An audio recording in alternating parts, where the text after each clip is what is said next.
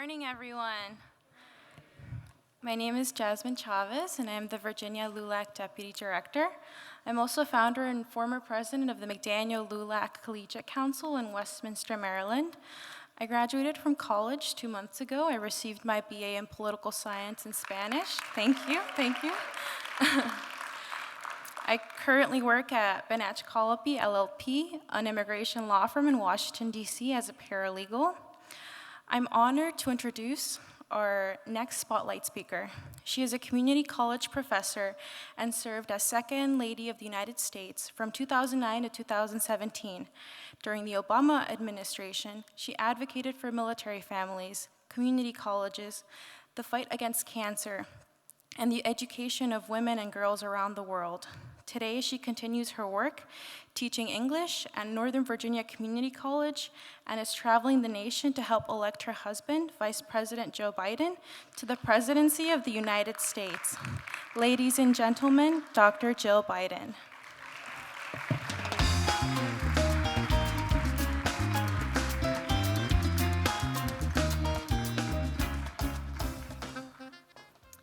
Hi, good morning. Thank you, Jasmine. What you may not know about Jasmine is that how much work she's done in her community. She started at 14 years old, and so she's done and continues to do a lot of work for her community. So anyway, I'm happy to be back with you here today. I was here last night, and to talk about education, which, as many of you know, is a very personal issue for me as a teacher all these years. My grandmother taught in an old-fashioned one-room schoolhouse, so I know that's probably hard for a lot of you to imagine, but it really was one room. Each grade, you know, like third grade, fourth grade, fifth grade, all sat at the same table, in a schoolhouse. And some days she would take me with her to teach.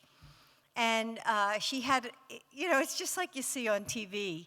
They have the bell to ring, and I have that bell today. So some days she'd let me ring the bell to bring the kids into school. But the one thing about my grandmother is she loved reading, and you could tell. I mean, every time she would read to us, she was spellbinding, and every child who passed through her schoolroom became enchanted with her, including me. And so growing up the oldest of 5 girls in a quiet suburb of Philly. Anybody here from Philadelphia? Nobody? Oh, one person, good. So I decided early on in my life that I wanted 2 things. I wanted a marriage like my parents, which was strong and loving and full of laughter. And I wanted a career in education. So I've been a teacher for more than 30 years, and it's always, well, how many of you are teachers in the audience? Wow, a lot of you, yes, let's give them a hand. And I'm sure that you feel the exact same way that I feel. It's not what I do, it's who I am. I mean, teaching is a calling, and when we were elected with, the Obama-Biden administration, I said to my husband, Joe, I've got to continue teaching. I can't just live your life. I have to do my own thing as well. And he said, yeah, you do. Of course you do. So 7 days after after the inauguration, I was in the classroom. And so most of my days, if you can imagine, as second lady and as an educator, I'd be at the White House in my office, which was all marble, and it had a fireplace and filigree molding. I mean, it was truly beautiful. And then I would go the next day to my office at NOVA, Northern Virginia Community College, and I'd be in my cubicle, with it, where everybody can hear everything you're saying. And, I have all the pictures of my grandkids, that sort of thing. And I just finished my semester in May, like many of you teachers. I had to post my grades and get right out on the campaign trail. And it was challenging at times, trying to be second lady and teach as well. And often it was kind of surreal, because I would be on Air Force Two grading papers. I mean, that's so surreal, right? And the next day I'd be in the classroom. And it was so funny. I can remember one of the last days of the semester, my husband announced, 6 o'clock in the morning that he was going to run for president. And I was getting ready for school, and I drove to school, and I got out of the car, and I thought, this is so amazing that here in the morning my husband announced for president. Here I am walking into the classroom, going to my job, like most Americans. So, but I have to tell you, my students really kept me grounded. And they reminded me, why everything we did in the Obama-Biden administration mattered. And it inspired me to keep fighting for students all across our country. Last year, I flew down to Puerto Rico and visited a school there in the community of Punta Santiago. And in many ways, it was a heartbreaking visit. 6 months after the hurricane ravaged the island, the effects of the storm were ever present.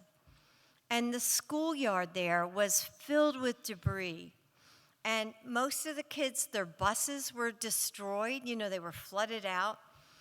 And kids as young as 5 were walking to school every day, long distances, because school mattered to them that much.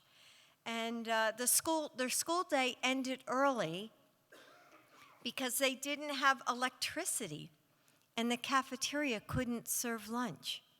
So it was pretty shocking to see those conditions, and still 6 months after the hurricane. And but I have to say that amid the devastation that I saw there, I also saw such hope. I saw the hope that sort of grew like dandelions in concrete. The children were laughing when they were practicing their grammar, and with saintly patience, the teachers would kind of refocus the kids' education and their attention.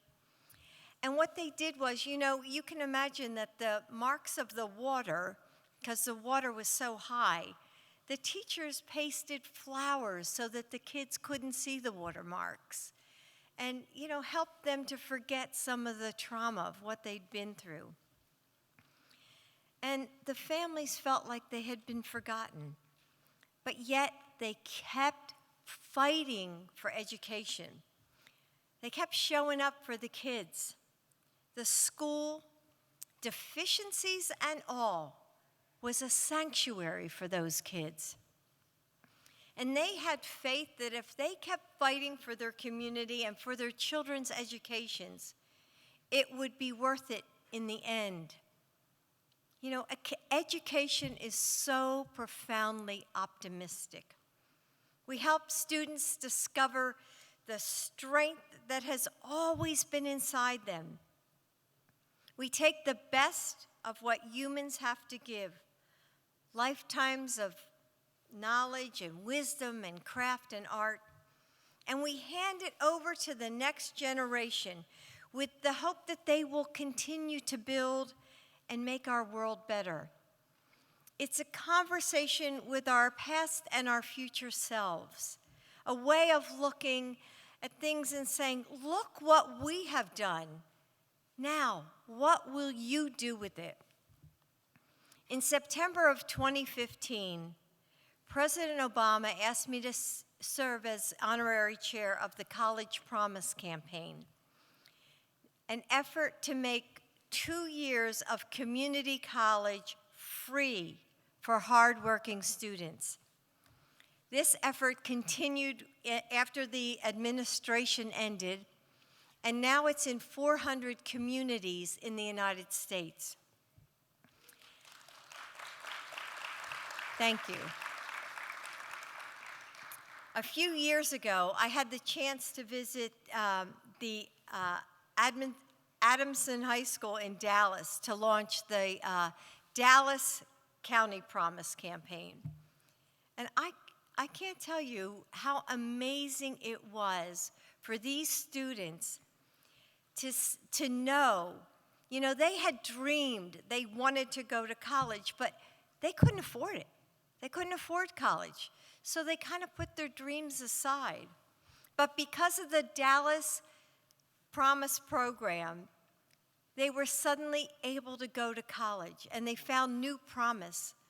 And the kids, when they were announced, at what college that they were going to, they were standing in the aisles, shouting and screaming, and they were so excited that they were now going to have an opportunity to get an education. And, this was the first class of students who would be participating in the College Promise program.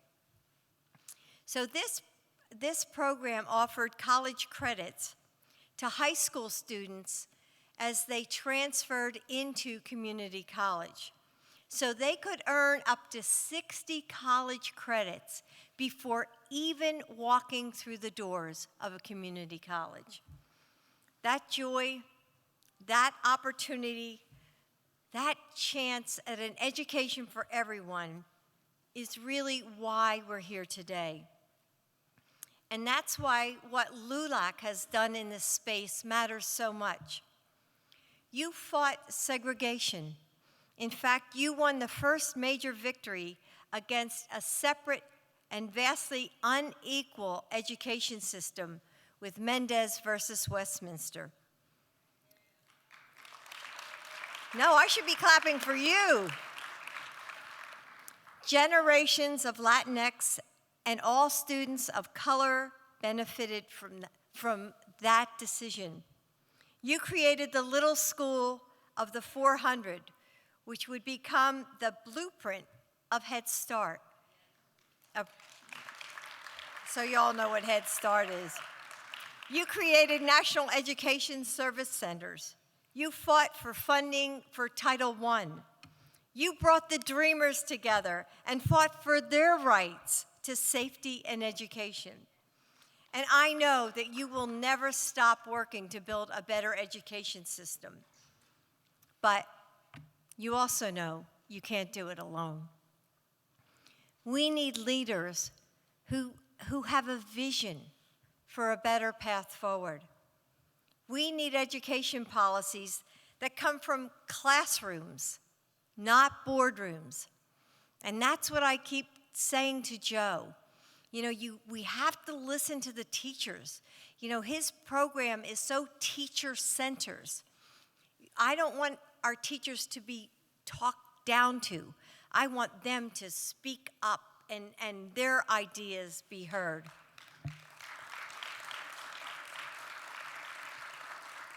And you teachers know we need more resources that help schools better support our students.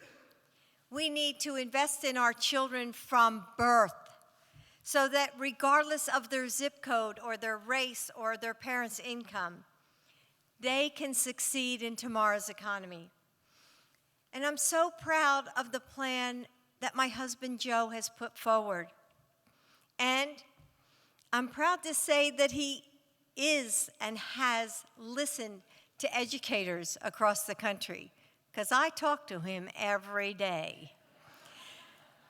So what he came up with, he wants to triple funding to help teachers get competitive salaries, and do that through Title I funding. And, and reduce the disparity between white and non-white schools. I mean, I've seen that. I've been a teacher for 30-some years.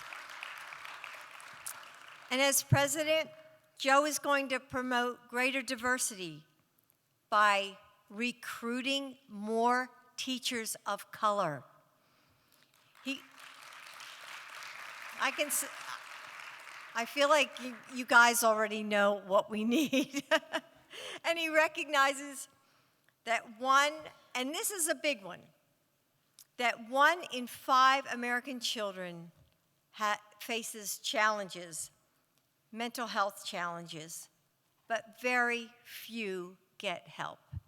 And I see that every single day. And I've been traveling across this country in the last couple weeks, and that is what teachers are saying to me.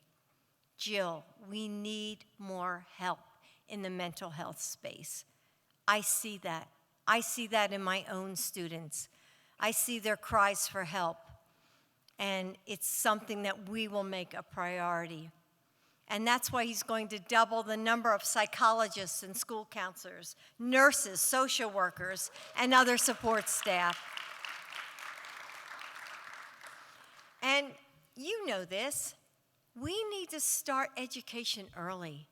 We need to start with our little kids, when they're 3 and 4, and then take that education all the way up past high school into junior college, into community college, so that they get 14 good, free years of education.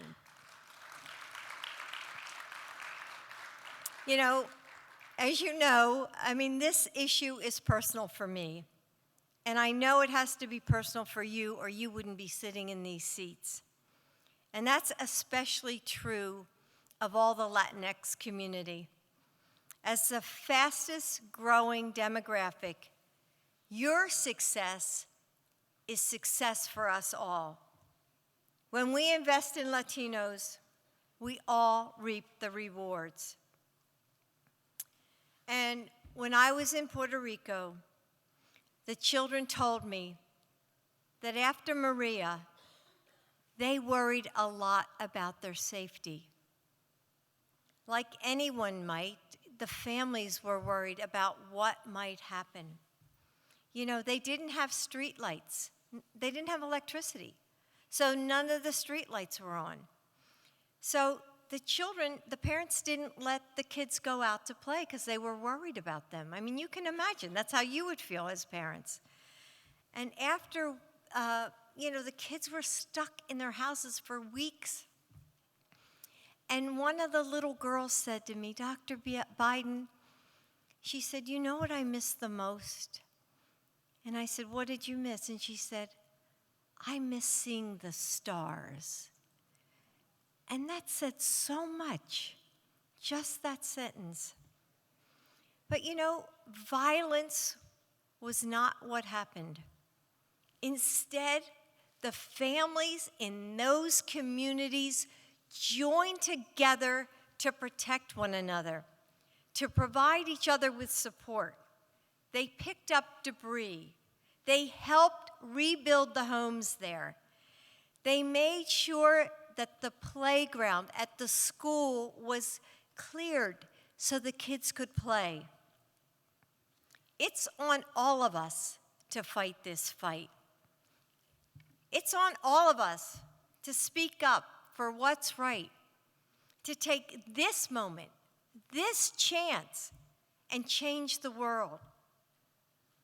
LULAC has embodied that philosophy for 90 years now. And Joe and I want you to know that we are with you in this fight, because we believe that together as Americans, there's nothing we cannot accomplish. So I want to end today by saying thank you to all of you. Thank you for fighting for the Latinx students and for all our students across this country. Thank you for demanding justice. Thank you for everything that I hope that we will all do together. Thank you.